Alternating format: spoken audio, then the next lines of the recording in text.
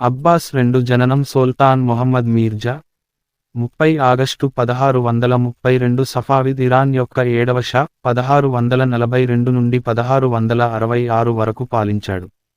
సఫీలియన్ భార్య మరియు అతని కుమారుడు సికాస్ అన్నాకను. అతను 9 ఏళ్ల వయసులో సింహాసనాన్ని వారసత్వంగా పొందాడు మరియు అతని స్థానంలో పరిపాలించడానికి అతని తండ్రి యొక్క పూర్వపు గ్రాండ్ విజియర్ సారుటాకి నేతృత్వంలోని రీజెన్సీపై ఆధారపడవలసి వచ్చింది. రీజెన్సీ సమయంలో అబ్బాస్ అధికారిక రాజరిక విద్యను పొందాడు, అప్పటి వరకు అతను తిరస్కరించబడ్డాడు. 1645లో 15 ఏళ్ల వయసులో అతను సారుటకీని అధికారం నుండి తొలగించగలిగాడు మరియు బ్యూరోక్రసీ ర్యాంకులను ప్రక్షాళన చేసిన తర్వాత అతని కోర్టుపై తన అధికారాన్ని నొక్కిచెప్పాడు మరియు అతని సంపూర్ణ పాలనను ప్రారంభించాడు. అబ్బాస్ రెండు పాలన శాంతి మరియు పురోగతితో గుర్తించబడింది. అతను ఉద్దేశపూర్వకంగా ఒట్టోమన్ సామ్రాజ్యంతో యుద్ధాన్ని నివారించాడు మరియు తూర్పున ఉజ్బెక్లతో అతని సంబంధాలు స్నేహపూర్వకంగా ఉన్నాయి. అతను మొఘల్ సామ్రాజ్యంతో యుద్ధంలో తన సైన్యాన్ని నడిపించడం ద్వారా మరియు కాందహార్ నగరాన్ని విజయవంతంగా పునరుద్ధరించడం ద్వారా సైనిక కమాండర్గా తన ఖ్యాతిని పెంచుకున్నాడు. అతని ఆదేశానుసారం కార్ట్లీ రాజు మరియు సఫావిడ్ సామంతుడు రోస్తోం ఖాన్ 1648లో కకేటి రాజ్యంపై దండెత్తాడు మరియు తిరుగుబాటు చేసిన చక్రవర్తి టీమురాజ్ ఒకటిను బహిష్కరించాడు.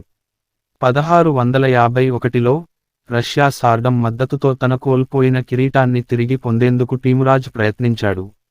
అయితే 1651 మరియు 1653 మధ్య జరిగిన స్వల్ప ఘర్షణలో అబ్బాస్ సైన్యం రష్యన్లు ఓడిపోయారు. టెరెక్ నదికి ఇరాన్ వైపున ఉన్న రష్యన్ కోటను నాశనం చేయడం యుద్ధం యొక్క ప్రధాన సంఘటన. అబ్బాస్ 1659 మరియు 1660 మధ్య జార్జియన్ల నేతృత్వంలోని తిరుగుబాటును కూడా అణచివేశాడు. దీనిలో అతను వక్తాంగువను కార్ట్లీ రాజుగా గుర్తించాడు, కానీ తిరుగుబాటు నాయకులను ఉరితీశాడు. అతని పాలన యొక్క మధ్య సంవత్సరాల నుండి అబ్బాస్ ఆర్థిక క్షీణతతో ఆక్రమించబడ్డాడు. ఇది సఫావిడ్ రాజవంశం చివరి వరకు రాజ్యాన్ని పీడించింది.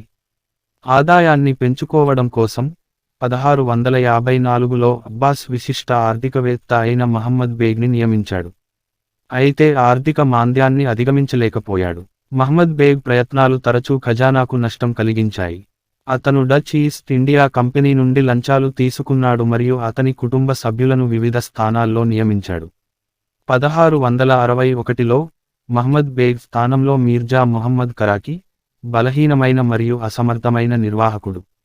అతను సామ్ మీర్జా, భవిష్యత్ సులేమాన్ మరియు ఇరాన్ యొక్క తదుపరి సఫావిద్ షా యొక్క ఉనికి గురించి తెలియని విధంగా లోపలి ప్యాలెస్లోని షా యొక్క వ్యక్తిగత వ్యవహారాల నుండి మినహాయించబడ్డాడు. అబ్బాస్ 2 సెప్టెంబరు 25, 1666న 34 సంవత్సరాల వయసులో మరణించాడు. ఆధునిక చరిత్రకారులచే సఫావిడ్ రాజవంశం యొక్క చివరి బలమైన రాజుగా వర్ణించబడ్డాడు. అతను తన తండ్రి మరియు అతని వారసుల నుండి రాష్ట్ర వ్యవహారాలపై పట్టుదలతో నిలబడ్డాడు. న్యాయ భావనకు పేరుగాంచిన రాజు, పాశ్చాత్య చరిత్రకారులు మరియు పరిశీలకులు అతనిని తిరుగుబాట్లు లేని రాజ్యాన్ని పరిపాలించిన గొప్ప మరియు సహనం గల చక్రవర్తిగా చిత్రీకరించారు. కొంతమంది చరిత్రకారులు అతని తండ్రిని పోలిన క్రూరత్వానికి మరియు ఇరాన్ యూదులపై బలవంతంగా మతమార్పిడికి పాల్పడ్డారని విమర్శించారు. అయితే చాలామంది క్రైస్తవుల పట్ల అతని సహనాన్ని గుర్తించారు. 1722లో సఫావిడ్ రాజవంశం పతనం తరువాత అతను సఫావిడ్ రాజ్యం యొక్క క్షీణతను తాత్కాలికంగా తిప్పికొట్టిన మరియు అతని మరణంతో ఒక్కసారిగా ముగిసిన శ్రేయస్సు, స్థిరత్వం మరియు శాంతి కాలాన్ని సృష్టించిన శక్తివంతమైన పాలకుడిగా జ్ఞాపకం చేసుకున్నాడు. 1501లో సఫావిడ్ రాజవంశం అధికారంలోకి వచ్చింది. ఇస్మాయిల్ I అక్కోయుమ్లు తుర్కోమన్ల నుండి తబ్రిజ్ నగరాన్ని తీసుకుని తనను తాను ఇరాన్ షాగా ప్రకటించుకున్నాడు. అతని తరువాత అతని కుమారుడు తహమాస్ I అతని పాలనలో 1532-1555 నాటి సుదీర్ఘ ఒట్టోమన్ సఫావిడ్ యుద్ధం జరిగింది. అతను మెసొపొటేమియాలో ఒట్టోమన్ల చేతిలో భూములు కోల్పోయినప్పటికీ తన తండ్రి సామ్రాజ్యాన్ని కూలిపోకుండా కాపాడగలిగాడు. తహమాస్ సఫావిడ్ రాష్ట్రానికి కొత్త రాజకీయాన్ని ఏర్పాటు చేసింది. అతను ఇరాన్ బ్యూరోక్రసీపై కిజిల్బాష్ ప్రభావాన్ని తగ్గించాడు. అతను జార్జియన్ మరియు అర్మేనియన్ బానిసలను కలిగి ఉన్న 3వ దళాన్ని అభివృద్ధి చేశాడు.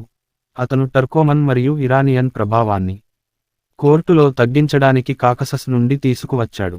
తహమాస్ సుదీర్ఘ పాలన తర్వాత 1576లో మరణించాడు.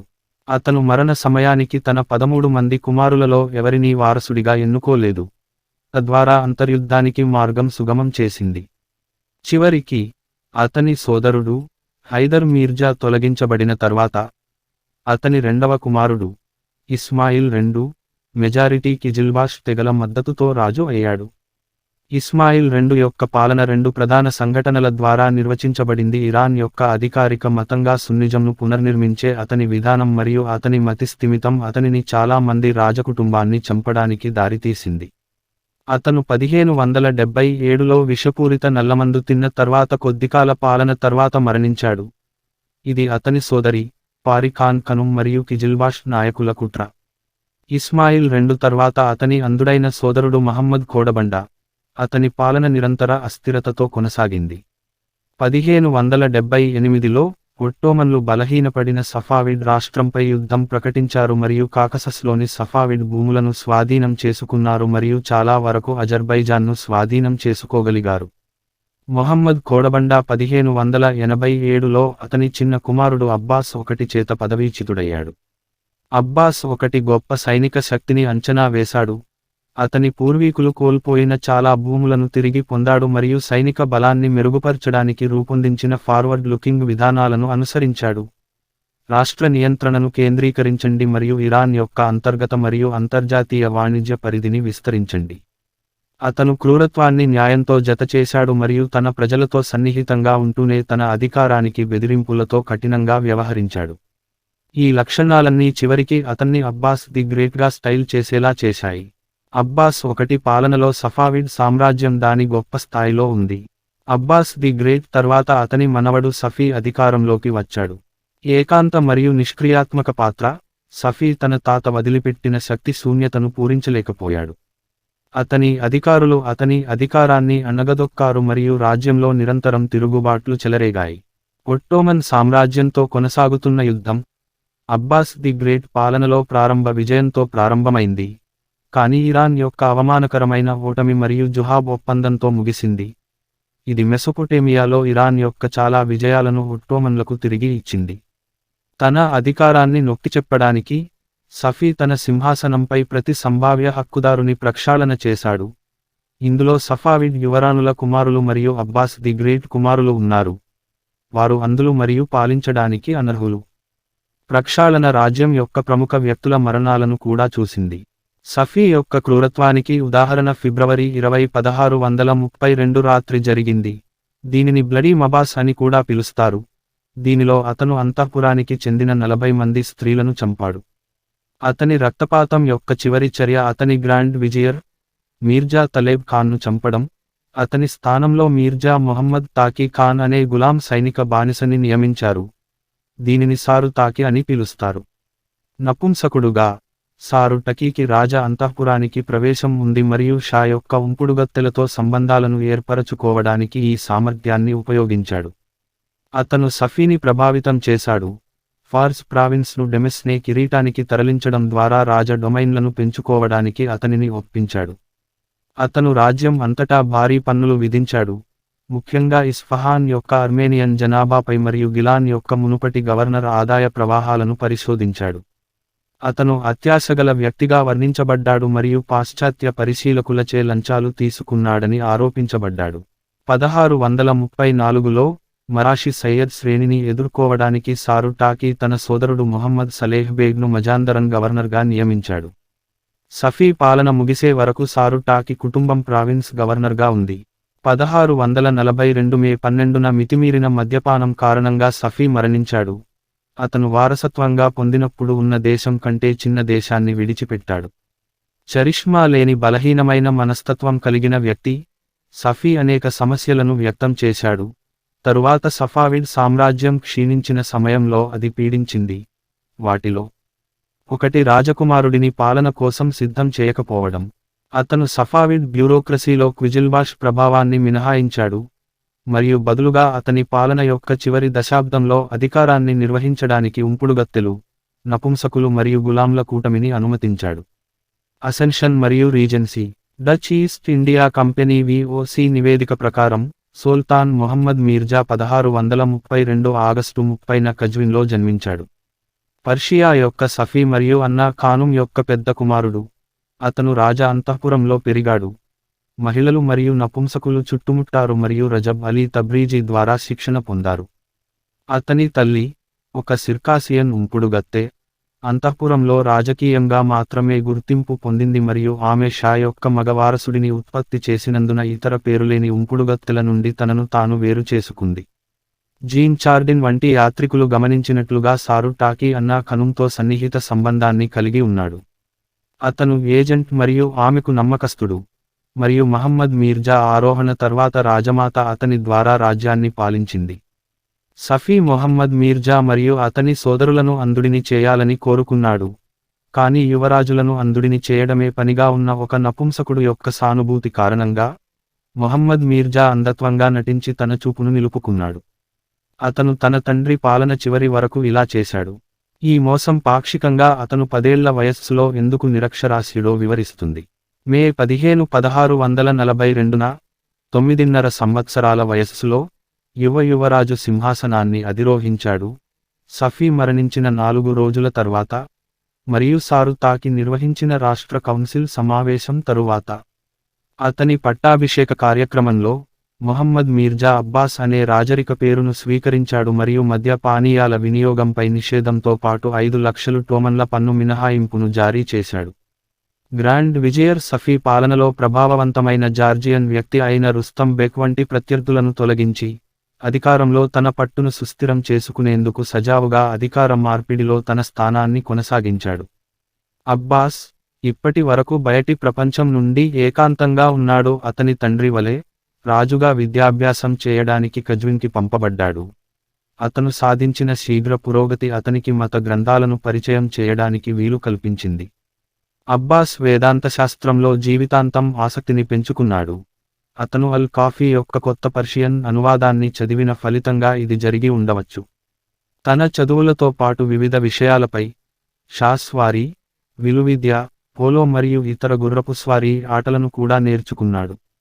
అతని పాలన యొక్క మొదటి సంవత్సరాలలో సారు టకీ, జానీ బేగ్ ఖాన్ షామ్లు, కుర్చి బాషి మరియు రాజనీతిజ్ఞుడు మరియు భవిష్యత్ గ్రాండ్ విజియర్ అయిన మొహమ్మద్ బేగ్ యొక్క సంకీర్ణం ఇరాన్ను సమర్థవంతంగా పాలించింది. అదనంగా సరుతకీ మరియు జానీ ఖాన్లు జానీ ఖాన్ కుమార్తెతో మాజీ మేనల్లుడు మీర్జా కాసెంను వివాహం చేసుకోవడం ద్వారా కుటుంబ అనుబంధాన్ని కలిగి ఉన్నారు. అయినప్పటికీ ఈ కూటమి గ్రాండ్ విజియర్ను హత్య నుండి రక్షించలేదు. అక్టోబర్ 11, 1645న జానీ ఖాన్ మరియు మరో 5గురు కుట్రదారులు అతని ఇంటిపై దాడి చేసి హత్య చేశారు. జానీ ఖాన్ కాలక్రమేణా అబ్బాస్ మనస్సులో సారు టాకీ రాజ్యాన్ని నాశనం చేస్తున్నాడని మరియు షాకు ముప్పు తెచ్చిపెట్టాడనే ఆలోచనను నాటాడు. అతను షా అధికారంతో సారు టాకీని హత్య చేశాడు. అతని మరణం షాకు కోర్టుపై తన అధికారాన్ని నొక్కి చెప్పే విశ్వాసాన్ని ఇచ్చింది. ఆ సంవత్సరం అతను తన తండ్రి చేసినట్లే బ్యూరోక్రసీ ర్యాంకులను ప్రక్షాళన చేశాడు. డచ్ పరిశీలకుల అభిప్రాయం ప్రకారం అబ్బాస్ యొక్క ప్రక్షాళన సఫీ యొక్క ప్రక్షాళన కంటే తక్కువ రక్తపాతం కాదు. సారు టాకీ హత్య తర్వాత 8,000 నుండి 10,000 మంది వరకు మరణించారు. బాధితుల్లో ఒకరైన జానీ ఖాన్, ఇతను రాయల్ సొమెలియర్ సఫీ కులీ బేగ్ ద్వారా విషం తాగాడు. జానీ ఖాన్ మరణాన్ని అన్నా ఖానుం ఆమోదించారు. అతను సరు టకీ మరణంతో బాధపడి జానీ ఖాన్ తెగ షామ్లూను కూడా ప్రక్షాళన చేయాలని ఆదేశించాడు. రీజెంట్ అవసరం ఉన్నందున అబ్బాస్ ఖలీఫే సుల్తాన్ను గ్రాండ్ విజియర్గా సేవ చేయమని పిలిచాడు. ఖలీఫే సుల్తాన్ 1623 నుండి 1632 వరకు అబ్బాస్ ది గ్రేట్ మరియు సఫీ ఇద్దరికీ గ్రాండ్ విజియర్గా ఉన్నారు. గ్రాండ్ విజియర్గా మారిన మొదటి మతాచార్యుడు, అతను షరియాను అమలు చేయడం గురించి ఆందోళన చెందాడు, కానీ దృశ్యమాన తప్పుడు వివరణలను నిషేధించే విషయంలో మాత్రమే విజయం సాధించాడు. మతపరమైన చట్టం అయినప్పటికీ అతను వైన్ తాగే విస్తృత అలవాటును ఎప్పటికీ తొలగించలేకపోయాడు. కఠినమైన జరిమానాలు విధించడం ద్వారా అలవాటును పాక్షికంగా నియంత్రించాడు. అతని విజయవంతమైన విధానాలలో వ్యభిచార నిషేధం ఒకటి. అతని పట్టుబట్టడం ద్వారా అబ్బాస్ ఒక ఫర్మాన్ జారీ చేశాడు. దీనిలో అతను బహిరంగ వ్యభిచారాన్ని నిషేధించాడు. అయినప్పటికీ వేశ్యలు వారి ఖాతాదారుల ఇళ్లలో పని చేయడానికి అనుమతించబడ్డారు. సారుటాకి మరణం మరియు ఖలీఫే సుల్తాన్ నియామకం తరచుగా అబ్బాస్ తన సంపూర్ణ పాలనను ప్రారంభించి అతని పాలనను ముగించిన అంశంగా పరిగణించబడుతుంది. 15 ఏళ్ల వయసులో షా తన తండ్రి కంటే ప్రభుత్వంలో మరింత శక్తివంతంగా పాల్గొన్నాడు. తన అధికారాన్ని సుస్థిరం చేసుకోవడానికి అతని పద్ధతుల్లో ఒకటి కేంద్రీకరణ. అతను సారుటకి యొక్క కుటుంబ భూములను అతని వ్యక్తిగత ఎస్టేట్లుగా జప్తు చేశాడు మరియు అతని హయాంలో హమదాన్, అడబిల్ మరియు కెర్మాన్ వంటి ఇతర నగరాలను కూడా రాయల్ డొమైన్లోకి చేర్చాడు. పాలన. కాందహార్ కోసం యుద్ధం. ప్రధాన వ్యాసం. ముఘల్ సఫావిద్ యుద్ధం 1649 నుండి 1653. అబ్బాస్ పాలన ప్రధానంగా శాంతియుతంగా ఉంది. షా ఒట్టోమన్ సామ్రాజ్యంతో శాంతిని కొనసాగించడానికి ఇష్టపడతాడు మరియు కాందహార్ నగరాన్ని తిరిగి పొందేందుకు 1649లో ముఘల్ సామ్రాజ్యంతో యుద్ధం చేయడం మినహా తన పొరుగు దేశాలతో వివాదాన్ని ప్రారంభించలేదు. కాందహార్ 1638లో నగర గవర్నర్ అలీ మర్దాన్ ఖాన్ చేత ముఘల్ చక్రవర్తి షాజహాన్కు లొంగిపోయాడు. అతని తరువాతి సంవత్సరాలలో సఫీ సైన్యాన్ని సమకూర్చుకుని నగరాన్ని తిరిగి స్వాధీనం చేసుకోవాలని అనుకున్నాడు. అయినప్పటికీ అతని మరణం సంభావ్య యుద్ధాన్ని నిలిపివేసింది.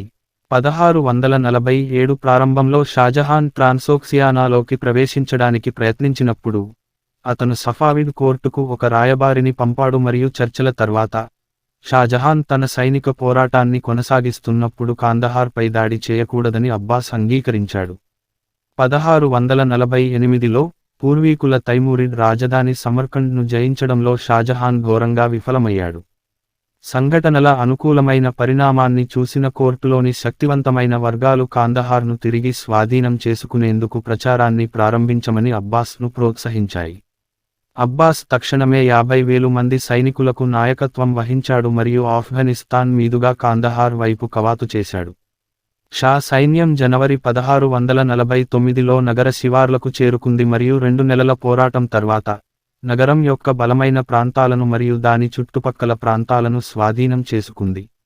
ముట్టడి సమయంలో ఇరాన్ సైన్యం అణచివేత కమాండర్లు, జీతం లేకపోవడం మరియు నాసిరకం వసతితో నిరుత్సాహపడింది మరియు తద్వారా చాలా నష్టాలను చవిచూసింది. అబ్బాస్ ఆధ్వర్యంలోని సఫావిడ్ సైన్యం పేలవంగా సన్నద్ధం చేయబడింది మరియు ఆహారం తక్కువగా ఉంది. ఆఫ్ఘనిస్తాన్ నుండి కవాతు సమయంలో అతని సైనికులు చాలా మంది విడిచిపెట్టారు మరియు సఫావిడ్ సైన్యం నగరాన్ని తిరిగి స్వాధీనం చేసుకోగలదనే వాస్తవం సఫావిడ్ల బలం కంటే మొఘలుల బలహీనమైన రాజకీయ స్థితికి మరింత రుణపడి ఉంది. మొఘలులు సహాయ దళాన్ని పంపడానికి వెనుకాడలేదు. అందులో మొదటిది యువరాజు ఔరంగజేబు నేతృత్వంలోని ఎదురుదాడి. ఇది అసమర్థంగా నిరూపించబడింది. 2 సంవత్సరాల తరువాత షాజహాన్ స్వయంగా కాందహార్ను పూర్తిగా యుద్ధ ఏనుగులు మరియు చట్టాలతో కూడిన సైన్యంతో తిరిగి స్వాధీనం చేసుకోవడానికి బయలుదేరాడు. అయినప్పటికీ అతని ప్రయత్నం ఫలించలేదు మరియు 4 నెలల నగరాన్ని ముట్టడించిన తరువాత చలికాలం సమీపిస్తున్నందున అతను వెనక్కి వెళ్లవలసి వచ్చింది. కాందహార్ను స్వాధీనం చేసుకునేందుకు చివరి మొఘల్ ప్రయత్నం 1653లో జరిగింది. యువరాజు దారా షికో సైన్యానికి నాయకత్వం వహించినప్పుడు అబ్బాస్ తన సైనికులను సమీకరించడానికి ప్రేరేపించాడు. అయితే పెరుగుతున్న ఆర్థిక సంక్షోభం అబ్బాస్ ప్రయత్నాలను అడ్డుకుంది. అప్పుడు కూడా మొఘల్ సైన్యం తమ మధ్య తరహా తుపాకులు సమర్థవంతమైన ముట్టడికి సరిపోకపోవడంతో ముట్టడిని నిలబెట్టుకోవడానికి చాలా కష్టపడ్డారు. సంస్థాగత సమస్యలు, సైనిక సంకల్పం లేకపోవడంతో వారి యాత్ర విఫలమైంది. కాందహార్ 1709లో ఆఫ్ఘన్ తిరుగుబాటు వరకు ఇరాన్ చేతుల్లోనే ఉంది. అబ్బాస్ పాలనలో జార్జియాలో ప్రధాన వివాదం టీమురాజ్ I మరియు కార్ట్లీకి చెందిన రోస్టోమ్ మధ్య జరిగింది. టీమురాజ్ I కకేటి మరియు కార్ట్లీకి రాజు. అతను సఫావిద్ వ్యతిరేక విధానాన్ని అనుసరించాడు మరియు తన రాజ్యంపై ఇరాన్ ఆధిపత్యాన్ని విచ్ఛిన్నం చేయడానికి ఆసక్తిగా ఉన్నాడు. 1633లో సఫీ మద్దతుతో రోస్తోమ్ ఖాన్ తనను తాను కార్తెలీ రాజుగా ప్రకటించుకుని టీమురాజ్ భూములను ఆక్రమించాడు. టీమురాజ్ కకేటి రాజుగా కొనసాగాడు మరియు 1648 వరకు రోస్టోమ్ సరిహద్దుల్లో తిరుగుబాట్లను నిర్వహించాడు. అబ్బాస్ ఆదేశానుసారం రోస్తోమ్ కకేటిపై దాడి చేసి టీమురాజ్ను బహిష్కరించాడు. 1659లో రోస్టోమ్ మరణించాడు మరియు కార్ట్లీ కిరీటం ఖాళీ అయింది. అబ్బాస్ జార్జియన్ ప్రాంతంలో కిజిల్బాష్ తెగలను స్థిరపరచడానికి ప్రయత్నించాడు. ఈ చర్య బక్ట్రియోని తిరుగుబాటు అని పిలువబడే ఒక పెద్ద తిరుగుబాటును ప్రేరేపించింది. ఆరగ్వికి చెందిన జాల్ నేతృత్వంలోని తిరుగుబాటుదారులు ఉమ్మడి శత్రువుకు వ్యతిరేకంగా జార్జియన్ దళాల మధ్య కూటమిని ఏర్పాటు చేశారు మరియు ఇరానియన్ కోటలైన బక్ట్రియోని మరియు అలవెర్డిపై దాడి చేసి క్విజిల్బాష్ తెగలను విజయవంతంగా తరిమికొట్టారు. రాజీకి ప్రయత్నించి అబ్బాస్ జార్జియాలో కిజిల్బాష్ తెగలను స్థిరపరచకూడదని నిర్ణయించుకున్నాడు. అతను రోస్టం యొక్క దత్తపుత్రుడు వక్తాంగ్వీని కార్ట్లీ రాజుగా అంగీకరించాడు, కానీ తిరుగుబాటు నాయకులను కూడా ఉరితీశాడు. జార్జియన్లతో సయోధ్యను సాధించడానికి అబ్బాస్ తర్వాత వక్తాంగ్ కుమార్తె అనుకను వివాహం చేసుకున్నాడు. అబ్బాస్ పాలనలో కాకసస్పై ఇరాన్ యొక్క ప్రభావం రష్యన్లతో ఘర్షణ పడింది. 1646 నుండి రష్యా యొక్క సార్డమ్ ఇరాన్ ద్వారా స్వీడన్కు పట్టును పంపిణీ చేసే విదేశీ వ్యాపారుల హక్కులను అణగదొక్కడం ప్రారంభించింది మరియు 1649లో రష్యన్ ప్రభుత్వం సోబోర్నోయ్ ఉలోజనియే అని పిలువబడే ఆర్థిక నిబంధనల యొక్క కొత్త విధానాన్ని విడుదల చేసింది. ఇది విదేశీయుల హక్కులను మరింత తగ్గించింది. తన ప్రారంభ సంవత్సరాల్లో అబ్బాస్ రష్యన్లతో పరస్పర చర్యలను తగ్గించుకోవాలని ప్రయత్నించాడు మరియు రష్యన్ అధికారులను పునరుద్ధరించిన ఒట్టోమనిజం వ్యతిరేకతను తొలగించాడు. 1647 మరియు 1653 మధ్య వరుస కారవాన్ దోపిడీలు మరియు ఇరాన్ నుండి రష్యన్ వ్యాపారులను నిర్బంధించడంపై ఉద్రిక్తత పెరిగింది. ఈ ఉద్రిక్తతలు 1651 మరియు 1653 మధ్య ఒక చిన్న సంఘర్షణకు దారితీశాయి. ఈ సమయంలో రష్యన్లు తమ భూభాగాలను దక్షిణాన ఉన్న టెరెక్ నదికి విస్తరించడానికి ప్రయత్నించారు. దీనిని సఫావిడ్లు తమ రాజ్యంలో భాగంగా భావించారు. సహాయం కోసం వారి వైపు తిరిగిన కాకేటి యొక్క పదవీచ్యుతుడైన రాజు అయిన టీమురాజ్ కోసం రష్యన్లు ఒక కోటను నిర్మించడానికి ప్రయత్నించారు. అబ్బాస్ ఈ విషయానికి తెలుసుకున్నప్పుడు అతను కాందహార్లో తన ప్రచారంలో ఏకకాలంలో నిమగ్నమై ఉండగా వారికి వ్యతిరేకంగా చర్య తీసుకోవాలని నిర్ణయించుకున్నాడు. అర్మేనియన్ మూలానికి చెందిన గులాం అయిన ఖోస్రో సుల్తాన్ నాయకత్వంలో అర్దబిల్, కరాబాక్ మరియు అస్తారా దళాలు గుమిగూడి కోటపై దాడి చేశాయి. వారు రష్యన్లను విజయవంతంగా తరిమికొట్టారు మరియు వారి స్థావరాన్ని నాశనం చేశారు. దీని తరువాత మాస్కో మరియు ఇస్ఫహాన్ మధ్య కొరియర్లు ముందుకు వెనుకకు వెళ్లడంతో అత్యుత్తమ సమస్యలపై చర్చలు 10 ఏళ్లపాటు కొనసాగుతాయి. అబ్బాస్ II యొక్క వెండి నాణెం 1658 నాటి మరియు గంజాయి టంకశాల వద్ద కొట్టబడింది. రాష్ట్ర ఆదాయాన్ని పెంపొందించే తన ప్రణాళికలో భాగంగా గ్రాండ్ విజియర్ మహ్మద్ బేగ్ బంగారు నాణేలను నిషేధించారు, అందువల్ల రాజ్యాన్ని వెండి నాణేలతో నింపారు. ఖలీఫే సుల్తాన్ వేట మాస్టర్లో ఒక ప్రత్యర్థిని కనుగొన్నాడు, అల్లావర్ది ఖాన్, ఒక ఆర్మేనియన్ గులాం మరియు అబ్బాస్ యొక్క చిన్ననాటి స్నేహితుడు. అతను బ్యూరోక్రసీ స్థాయికి త్వరగా ఎదిగాడు. మొదట వేటలో మాస్టర్ అయ్యాడు మరియు తరువాత కుర్చీ 1649లో బాషి. 1650ల ప్రారంభంలో అల్లావెర్ది షాకు ఇష్టమైన వ్యక్తి మరియు అతను 1654లో ఖలీఫే సుల్తాన్ మరణించిన తర్వాత ఒక గ్రాండ్ విజియర్ను ఆమోదించడానికి షాపై తన ప్రభావాన్ని ఉపయోగించాడు. అల్లావర్ది సిఫార్సుకు ధన్యవాదాలు. అబ్బాస్ అర్మేనియన్ అయిన మొహమ్మద్ బేగ్ని నియమించాడు. మూలం ద్వారా మరియు న్యాయస్థానం యొక్క ఉద్దేశ్య జనరల్ మహ్మద్ బేగ్ పదవీకాలం ఆర్థిక క్షీణతను చూసింది, ప్రధానంగా కాందహార్కు అబ్బాస్ చేసిన ఖర్చుతో కూడిన ప్రచారం మరియు పట్టు వర్తకం కోసం ముడి పదార్థాల కొరత ఏర్పడింది. తన సుదీర్ఘ ఆర్థిక అనుభవం ఉన్నప్పటికీ మహ్మద్ బేగ్ కోర్టు ద్వారా అధిక ఖర్చులు మరియు సైన్యంపై ఖరీదైన పెట్టుబడికి పరిష్కారం కనుగొనలేకపోయాడు. కేంద్రీకరణను పెంపొందించడం ద్వారా రాష్ట్ర ఆదాయాన్ని మరింత క్షీణింపజేశాడు. ఈ ప్రక్రియకు న్యూ జుల్ఫా వాణిజ్య నెట్వర్క్ మద్దతు ఇవ్వలేదు. సైన్యానికి సంబంధించి మొహమ్మద్ బేగ్ అతను అనవసరంగా భావించిన జీతం ఖర్చును నివారించడానికి సిపహస్లార్ పదవిని నిలిపివేశాడు మరియు అతను ఫిరంగి విభాగాన్ని తొలగించాడు. మహ్మద్ బేగ్ కూడా అబ్బాస్ జప్తు చేసిన భవనాలను విక్రయించాలని కోరాడు. జీన్ చార్డిన్ ప్రకారం షాకు ఇస్ఫాహాన్లోనే 137 కంటే ఎక్కువ భవనాలు ఉన్నాయి. అయితే వాటిని ఎవరూ కొనుగోలు చేయకపోవడంతో మహ్మద్ బేగ్ పథకం విఫలమైంది. రాష్ట్రాన్ని వెండి నాణేలతో ముంచెత్తేంత వరకు బంగారు నాణేల వాడకాన్ని కూడా అతను నిషేధించాడు. బహుశా మహమ్మద్ బేగ్ యొక్క అత్యంత ఊహాత్మకమైన మరియు విపత్కర చర్య ఏమిటంటే రాజ్యంలోని కొన్ని సహజ వనరులను అన్లాక్ చేసి వినియోగించుకోవాలనే అతని ప్రణాళిక. అతను ఇస్ఫాహాన్ పరిసరాల్లో విలువైన లోహాల నిక్షేపాలను గని చేయడానికి ప్రయత్నించాడు మరియు అతను మోసం చేసినట్లు నిరూపించబడిన చాపెల్లె డి హాన్ అనే స్వయం శైలి ఫ్రెంచ్ నిపుణుడిని నియమించుకున్నాడు. అతను కూడా బొగ్గు మైనింగ్ విస్తరించేందుకు ప్రయత్నించాడు, కానీ ఇది మరొక ఫలించని ప్రయత్నం. ఈ వైఫల్యాలన్నీ అతని కుటుంబం పట్ల అతని బంధుప్రీతితో పాటు మొహమ్మద్ బేగ్ను సభికుల మధ్య అసహ్యించుకునే వ్యక్తిగా మార్చాయి. ఏదేమైనప్పటికీ, అతని అనేకమంది విరోధులు ఉన్నప్పటికీ, అతను తప్పించుకున్నాడు మరియు షా నుండి అంతఃపుర ప్రవేశంతో సహా రాష్ట్ర వ్యవహారాలపై గుత్తాధిపత్యాన్ని పొందేంత వరకు వెళ్ళాడు. అబ్బాస్ ఎక్కువ సమయం లోపలి ప్యాలెస్లో లేదా వేటాడటం లేదా మద్యపానం పార్టీలలో గడిపాడు. అయితే మొహమ్మద్ బేగ్ అతని నుండి అసహ్యకరమైన వార్తలను దాచాడు. అంతిమంగా, మొహమ్మద్ బేగ్ యొక్క అబద్ధాలు మరియు మోసాలను అబ్బాస్కు తెలియజేసిన అతని ప్రారంభ మద్దతుదారు అయిన అల్లావర్ది ఖాన్ ప్రయత్నాలకు ధన్యవాదాలు. షా యొక్క దయ నుండి మహమ్మద్ బేగ్ పడిపోయాడు. షా జనవరి 19, 1661న మొహమ్మద్ బేగ్ను కోంకు బహిష్కరించాడు. మొహమ్మద్ బేగ్ను తొలగించడం డచ్ ఈస్ట్ ఇండియా కంపెనీకి నష్టంగా భావించబడింది. అతను ఈ కార్యకలాపాలను నిశ్శబ్దంగా ఉంచడానికి మొహమ్మద్ బేగ్కు లంచం ఇవ్వడం ద్వారా ఇరాన్ వాణిజ్య మార్గాల ద్వారా రహస్యంగా బంగారాన్ని ఎగుమతి చేయడంలో ఆనందించారు. 1661లో అబ్బాస్ మీర్జా మొహమ్మద్ కరాకిని తన 4వ మరియు చివరి గ్రాండ్ విజియర్గా నియమించాడు. కరాకి గతంలో సద్ర్ ఐ మమాలిక్ మత మంత్రిగా సంతృప్తికరంగా పనిచేశారు మరియు ప్రతిష్టాత్మకమైన కరాకీ కుటుంబంలో సభ్యుడు. ఇది తహమాస్ 1 కోసం హిడెన్ ఇమామ్ యొక్క డిప్యూటీ అయిన షేక్ అలీ అల్ కరాకికి చెందినది. అతను నిష్క్రియాత్మక వ్యక్తిగా, నిదానంగా మరియు ఆచరణాత్మకంగా లేని వ్యక్తిగా మరియు కోర్టులో ఒక వర్గానికి చెందిన కీలుబొమ్మగా వర్ణించబడ్డాడు. అతని పదవీకాలంలో లెవాంట్కు ఓవర్ల్యాండ్ మార్గం ద్వారా వాణిజ్యం ప్రోత్సహించబడింది. మహమ్మద్ బేగ్ విడిచిపెట్టిన ప్రస్తుత సమస్యను పరిశోధించే ప్రయత్నం చేశాడు. అయినప్పటికీ, అతను దేశీయ సంక్షోభంలో చిక్కుకున్నాడు. 1663లో, అతను కుర్చీ బాషి ముర్తాజా కులీ ఖాన్ కజార్ను శిరచ్ఛేదం చేసి, తన వారసుడిని కూడా ఉరితీయమని షాను ప్రలోభపెట్టాడు.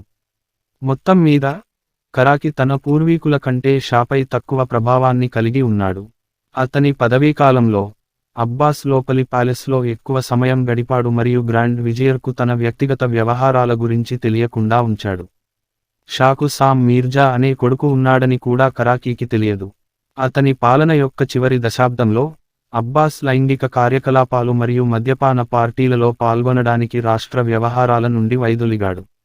మొదట, అతని నిరంతర మద్యపానం అతని పాలనపై ప్రభావం చూపలేదు, కానీ నెమ్మదిగా అది అతనిని మెరుగుపరుస్తుంది. అతను విలాసవంతమైన పార్టీలను విసిరాడు మరియు ఈ పార్టీల తర్వాత 2 లేదా 3 వారాల పాటు ప్రజలకు కనిపించకుండా దాక్కున్నాడు.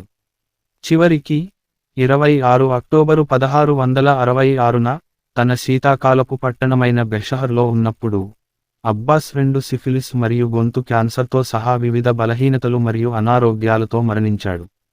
అతను కోమ్లో ఖననం చేయబడ్డాడు మరియు అతని పెద్ద కుమారుడు, సామ్ మీర్జా, అతని తల్లి నకిహత్ ఖనుమ్ అనే జార్జియన్ ఉంపుడుగత్తె. అబ్బాస్కు 2 కుమారులు ఉన్నారు.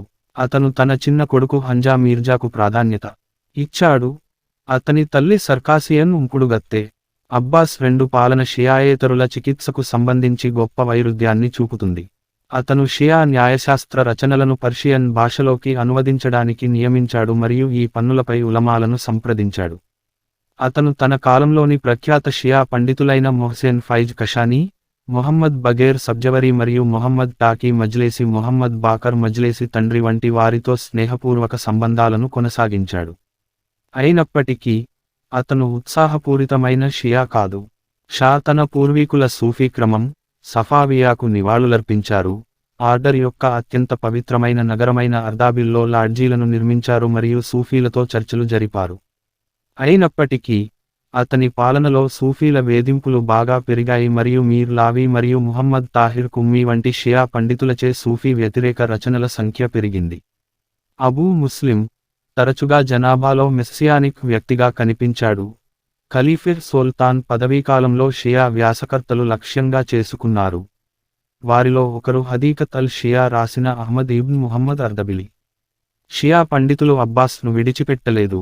అబ్బాస్ యొక్క అపవిత్రమైన జీవనశైలి కారణంగా మరింత అంకితభావంతో కూడిన రాజు కోసం అతను పదవీ విరమణ చేయాలని వాదించారు. అబ్బాస్ తన సభికులతో కలిసి తన మద్యపాన పార్టీలలో విపరీతంగా మద్యం సేవించేవాడు. అయినప్పటికీ వారి తాగుబోతు కారణంగా అతని సిబ్బందిని తొలగించేవాడు. 1653లో, ఒక షియా పండితుడు, బహుశా సబ్జవేరి ద్వారా మద్యపానం మానేయమని షాను ఒప్పించాడు. అతను అసహ్యకరమైన చక్రవర్తులు బలంగా, సంతోషంగా మరియు ఎక్కువ కాలం జీవించే అవకాశం ఉందని వాదించాడు. తహమాస్ 1. ఆ తర్వాత 1653 మరియు 1654 మధ్య కొద్దికాలం మద్యం అమ్మకం నిషేధించబడింది. అతని వ్యక్తిగత విశ్వాసాలతో సంబంధం లేకుండా, అబ్బాస్ ఇప్పటికీ తన పూర్వీకుల కంటే మరింత తీవ్రంగా మత మార్పిడులను కొనసాగించాడు. 1645 మరియు 1654 మధ్య వివిధ సమయాల్లో, సఫావిడ్ అధికారులు ఇరానియన్ యూదులను మతం మార్చుకోవాలని మరియు అర్మేనియన్ క్రైస్తవులను న్యూ జుల్ఫాకు విడిచిపెట్టమని బలవంతం చేశారు. మొహమ్మద్ తాహెర్ వాహిద్ కజ్విని రాసిన అబ్బాస్ నామా ప్రకారం 20,000 యూదు కుటుంబాలు ఇస్లాంలోకి మారాయి. అయితే, అర్మేనియన్ చరిత్రకారుడు అరకెల్ ఆఫ్ తబ్రిజ్ ఈ సంఖ్య కేవలం 350 మాత్రమేనని సూచించాడు. మొహమ్మద్ బేగ్ కాలంలో కొన్ని క్రైస్తవ చర్చిలు మూసివేయబడ్డాయి మరియు క్రైస్తవులు కొత్త చర్చిలను నిర్మించడాన్ని నిషేధించారు. అబ్బాస్ స్వయంగా క్రైస్తవుల పట్ల సహనంతో ఉండేవాడు. అతను తరచుగా అర్మేనియన్ చర్చి సేవలు మరియు వేడుకలకు హాజరయ్యాడు మరియు 1653లో ఇస్ఫహాన్లో ఒక మిషన్ను స్థాపించడానికి జెస్యూట్లకు అనుమతి ఇచ్చాడు.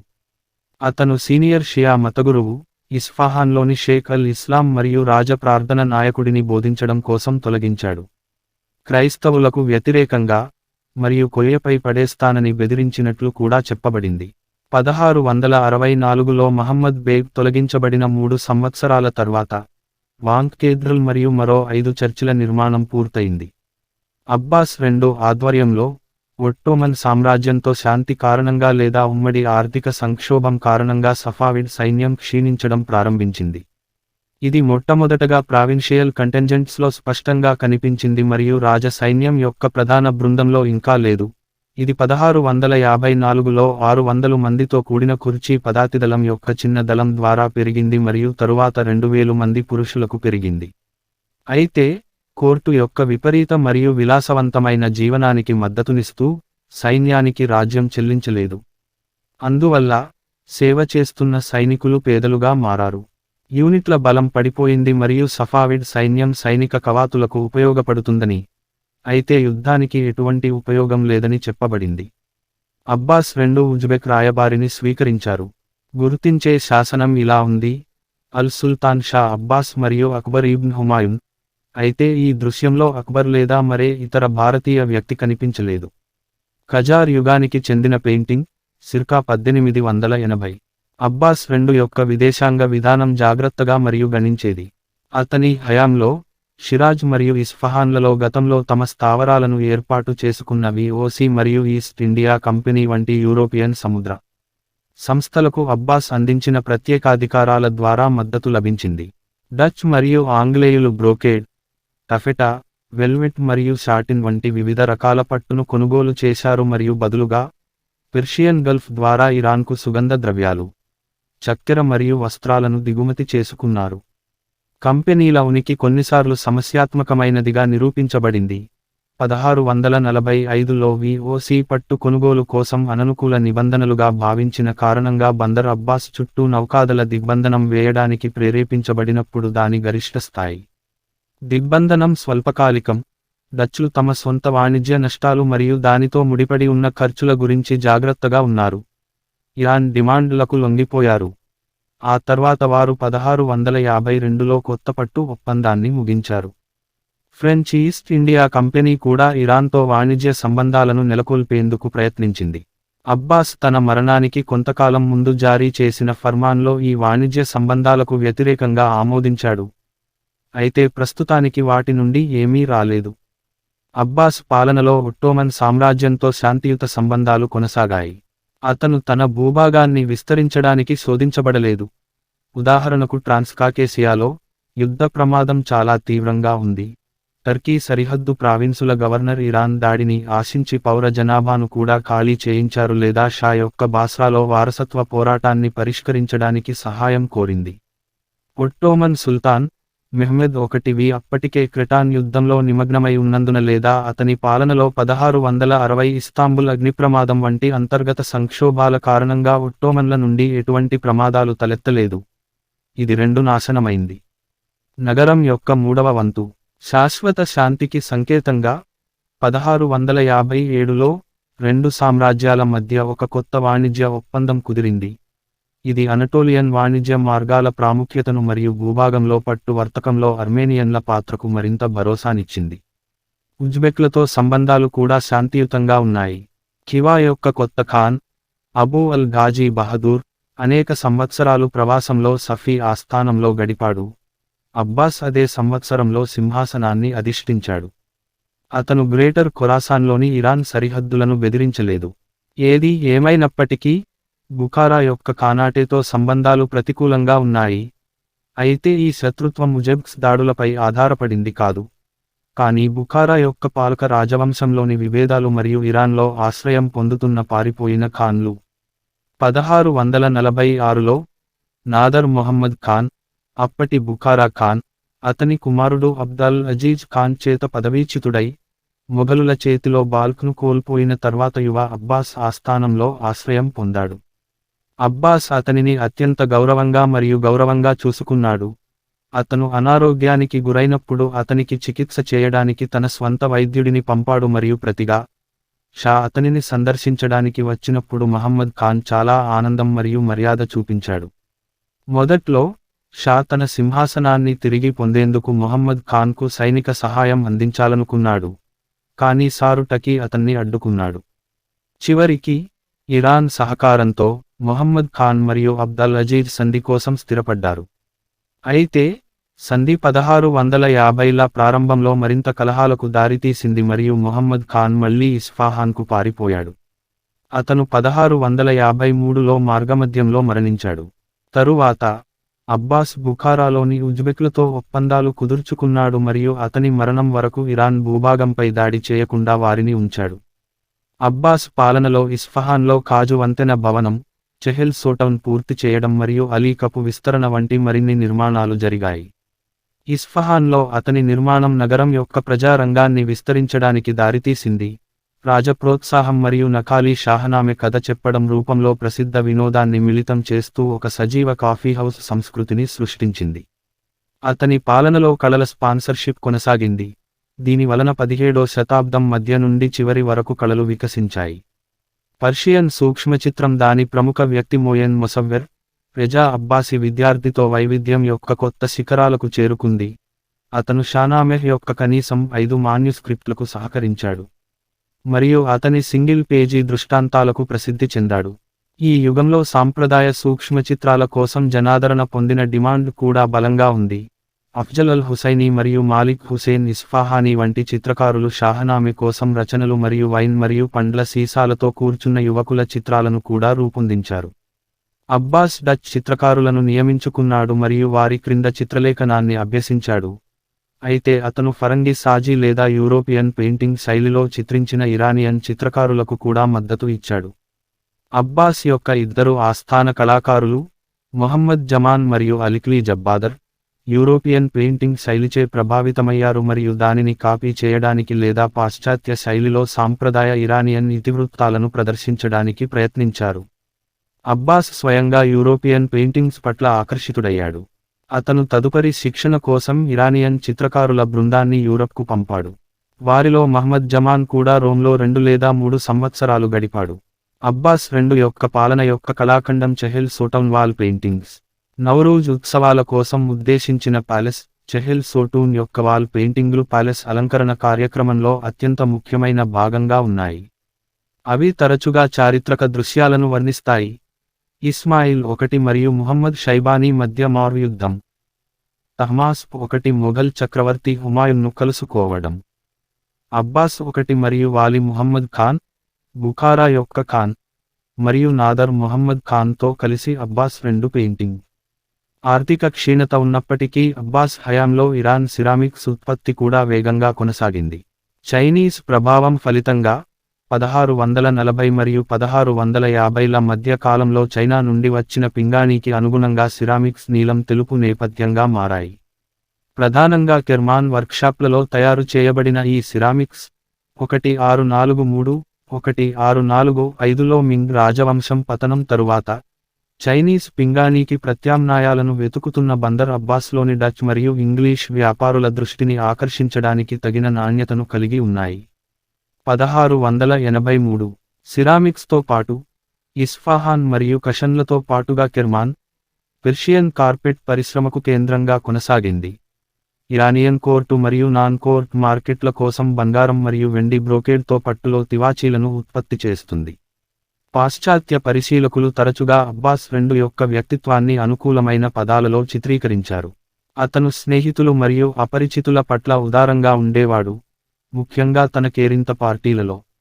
అబ్బాస్ తన 17 ఏళ్ల వయసులో 1649లో తాగడం ప్రారంభించాడు. అబ్బాస్ నామాలో వివరంగా వివరించబడిన అతని కేరింత పార్టీలు అతని జీవితంలో అత్యంత చక్కగా నమోదు చేయబడిన భాగం. షా సాధారణంగా తన అభిమాన సభికులను కొద్దిమందిని ఆహ్వానించి, వారితో మద్యం సేవించేవాడు. నౌరూజ్ పండుగలు మరియు రాచరిక వేట పార్టీలలో, అతను వైన్ స్వేచ్ఛగా ప్రవహించేలా అనుమతించాడు మరియు ఇస్ఫాహాన్లోని పశ్చిమ నివాసితులను తనతో చేరమని తరచుగా అభ్యర్థించాడు. అతను పాశ్చాత్య పురుషులను తన బంగారు కప్పు నుండి త్రాగడానికి అనుమతించాడు. రష్యా నుండి అతనికి బహుమతిగా అందించబడింది. ఇది పూర్తిగా విలువైన రాళ్లతో పొదిగినది, ఎక్కువగా కత్తిరించబడని కెంపులు. అబ్బాస్ తన న్యాయ భావం గురించి ప్రశంసించారు. చార్డిన్ మాటలలో, అతను తన ప్రజలందరి సంక్షేమానికి బాధ్యత వహించే రాజుగా పరిపాలించడానికి దేవుడు తనను తాను సింహాసనంపై ఉంచాడని భావించాడు, మనస్సాక్షి స్వేచ్ఛతో సహా స్వేచ్ఛను తగ్గించడంలో నిరంకుశుడిగా కాదు. పాశ్చాత్య దృష్టిలో, ఈ న్యాయం యొక్క భావం అతని క్రూరత్వాన్ని కొన్నిసార్లు తప్పుగా చూడబడుతుంది. అబ్బాస్ ది గ్రేట్ యొక్క కఠినమైన శిక్షల వలె కాకుండా సఫీ యొక్క క్రూరత్వం వలె ఉంటుంది. చార్డిన్ ప్రకారం, ఇరానియన్లు అబ్బాస్ యొక్క న్యాయాన్ని మెచ్చుకున్నారు. అతను తన ప్రజలకు అనుకూలంగా ప్రవర్తించాడని, విదేశాలలో తనను తాను భయపెడుతున్నాడని మరియు అతను న్యాయాన్ని ఇష్టపడుతున్నాడని మరియు తన ప్రజలను అణచివేయడం ద్వారా తన అధికారాన్ని దుర్వినియోగం చేయలేదని పేర్కొన్నాడు. 1652లో అబ్బాస్ని కలిసిన విఓసి రాయబారి జోన్ క్యూనోస్, అతన్ని మధ్యస్థంగా ఎత్తుగా, సన్నగా, వదులుగా ఉన్న మరియు గడ్డం లేని వ్యక్తిగా అభివర్ణించారు. అయినప్పటికీ, జీవించి ఉన్న పోర్ట్రెయిట్లు అతనిని పొడవాటి ముఖం, పదునుగా నిర్వచించిన లక్షణాలు మరియు విశాలమైన, తుడిచిపెట్టే మీసాలతో చూపుతాయి. కొన్ని పెయింటింగ్స్లో, చెహెల్ సోటౌన్ మాదిరిగానే, అబ్బాస్ చాలా ముదురు గడ్డం మరియు మీసాలతో చిత్రీకరించబడ్డాడు. మరికొన్నింటిలో అతని ముఖ వెంట్రుకలు లేతగా, దాదాపు అందగత్తెగా ఉంటాయి. తన ప్రారంభ సంవత్సరాల్లో, అబ్బాస్ II తన ముత్తాత అబ్బాస్ బందా-ఏ షాహే వెలయాత్ అబ్బాస్, రాజ్యం యొక్క మహిమ యొక్క సేవకుడు చేత ప్రారంభించబడిన అదే స్టిచ్లను ఉపయోగించాడు. అయితే 1644లో అతను దానిని మరొక డిస్టిచ్గా మార్చాడు. బేజీ 1 T1 సికా-ఏ సహేబ్ కిరణ్ 1 సాడా స్టోఫ్ 1 QAHAQQ, అబ్బాస్ ఏసాన్ 1 విశ్వంలో సాహెబ్ కిరానీ యొక్క మరణం సత్యం ద్వారా సహాయం చేయడం, అబ్బాస్ రెండవది. ఈ పానెజిరిక్ డిస్టిచ్లో, అబ్బాస్ తనను తాను Saheb Keran, lord of the auspicious conjunction అని పిలిచాడు మరియు దాని ప్రకారం, తన నాణేలకు సాహెబ్ కిరానీ అని పేరు పెట్టాడు. ఈ పేరు క్రమంగా ఏదైనా రాష్ట్ర నాణ్యం సూచించడానికి విస్తృతంగా ఉపయోగించబడింది. అతని హయాంలో ఆర్థిక సంక్షోభం కారణంగా అబ్బాస్ తన నాణేల బరువును తగ్గించి, ఒకప్పుడు 16 మరియు 19 మధ్య ఉండే సఫావిడ్ మింట్ల సంఖ్యను తగ్గించడానికి ప్రేరేపించాడు. అతని పాలన యొక్క చివరి దశాబ్దంలో, వీటిలో 10 మాత్రమే ఇప్పటికీ పని చేస్తున్నాయి. కొత్త యాంత్రిక యూరోపియన్ మింటింగ్ సాంకేతికత అబ్బాస్ పాలనలో ఇరాన్కు పరిచయం చేయబడింది. అతను దానిని మెచ్చుకున్నాడు మరియు ఈ కొత్త సాంకేతికతను పొందాలనే కోరికను చూపించాడు. అబ్బాస్ IIకి ఆపాదించబడిన ప్రధాన లక్షణం అతని తండ్రి మరియు అతని వారసుల నుండి అతనిని వేరు చేసింది, రాష్ట్ర వ్యవహారాలపై అతని నిరంతర శ్రద్ధ. ఆయన మద్యపానం పీక్స్లో ఉన్నప్పుడు మరియు అనారోగ్యంతో బాధపడుతున్న సమయాల్లో కూడా ఈ లక్షణం తగ్గలేదు. సఫావిడ్ రాజవంశం యొక్క చివరి బలమైన రాజుగా రూడీ మాథీ వంటి చరిత్రకారులచే వర్ణించబడింది. అబ్బాస్ II తరచుగా ఇస్మాయిల్ I మరియు అబ్బాస్ Iతో పాటు సఫావిడ్స్ యొక్క 3 అత్యుత్తమ పాలక వ్యక్తులలో ఒకరిగా పేర్కొనబడతాడు. అతని ప్రయత్నాలకు ఆటంకం కలిగించే అనేక సవాళ్లు లేకుంటే, అతను సఫావిడ్ రాజ్య పతనాన్ని నిరోధించే రాజు అయి ఉండేవాడు. అబ్బాస్ II ఒక సంపన్న రాజ్యాన్ని పాలించినందుకు యూరోపియన్ పరిశీలకులచే ప్రశంసించబడ్డాడు మరియు ఐరోపా కంటే చాలా సురక్షితమైన రహదారులను కలిగి ఉన్నాడు. అయినప్పటికీ, అబ్బాస్ యొక్క అంతర్గత సఫావిడ్ బ్యూరోక్రసీ యొక్క అవినీతిని లేదా కాందహార్కు అతని ప్రచారం సఫావిడ్ రాజవంశం చివరి వరకు ఇరాన్ను పీడించే ఆర్థిక క్షీణతను గమనించడంలో వారు విఫలమయ్యారు. అబ్బాస్ తన బ్యూరోక్రసీలోని అవినీతిని అధిగమించే ప్రయత్నం చేశాడు. అతను నిరంకుశత్వం, అక్రమాలు లేదా దుష్ప్రవర్తన కేసులలో త్వరగా జోక్యం చేసుకునేవాడు. ఇది సాధారణ న్యాయ నిర్వహణ లేదా పౌర మరియు సైనిక రాజకీయ మరియు పరిపాలనా సంస్థల నిఘా అనే దానితో సంబంధం లేకుండా న్యాయాన్ని నిర్ధారించడానికి అతను ప్రజా న్యాయం కోసం వారానికి చాలా రోజులు కేటాయించాడు. మరియు అతని పాలనలో సామాన్యులు అతని రాజభవనంలో వినతిపత్రాలను అందజేయడం ఇప్పటికీ సాధ్యమే. అబ్బాస్ II తన గ్రాండ్ విజియర్లను తెలివిగా ఎంచుకున్నాడు. అతను గిరిజన, మతాధికారులు లేదా గులాం ప్రయోజనాలకు ప్రాతినిధ్యం వహించే విభిన్న నేపథ్యాల నుండి వారిని నియమించాడు, కానీ ప్రధానంగా వారి ఆర్థిక మరియు పరిపాలనా సామర్థ్యం ఆధారంగా, మరియు వారి స్వంత విధానాలను అమలు చేయడానికి తగిన ప్రభావాన్ని వారికి అందించాడు. అతని ప్రయత్నాల ప్రకారం అతని 24 సంవత్సరాల సుదీర్ఘ పాలన సాపేక్షంగా శాంతియుతంగా మరియు తిరుగుబాట్లు లేకుండా ఉంది. ఇరాన్ చరిత్రలు 1660 మరియు 1669 వంటి అతని పాలన యొక్క అనేక సంవత్సరాలను అసంఘటనగా వర్ణించాయి మరియు పాశ్చాత్య పరిశీలకులు ఇరాన్లోని రైతుల అధ్వాన్నమైన దుస్థితికి భిన్నంగా ఇరాన్లోని గ్రామీణ జనాభా శ్రేయస్సును చూసి తరచుగా ఆశ్చర్యపోయారు. వెస్ట్ అదే పాశ్చాత్య యాత్రికులు ఒక తరం తరువాత అతని వారసుడు సులేమాన్ I పాలనలో ఇరాన్ను సందర్శించినప్పుడు అబ్బాస్ పాలన గురించి వ్యామోహంతో మాట్లాడుతున్నారు. 1722లో సఫావిడ్ రాజవంశం పతనం తరువాత, వ్యాఖ్యాతలు అతనిని సఫావిద్ రాజ్యం యొక్క క్షీణతను తాత్కాలికంగా తిప్పికొట్టిన శక్తివంతమైన పాలకుడిగా మాట్లాడారు. హన్స్ రాబర్ట్ రోమర్ వంటి ఆధునిక చరిత్రకారులు అతన్ని న్యాయమైన, ఉదారమైన మరియు ఉదారవాద రాజు అని పిలుస్తారు. అతని మరణం సఫావిడ్ యొక్క సుదీర్ఘ కాలం శ్రేయస్సు మరియు శాంతికి ముగింపు పలికింది.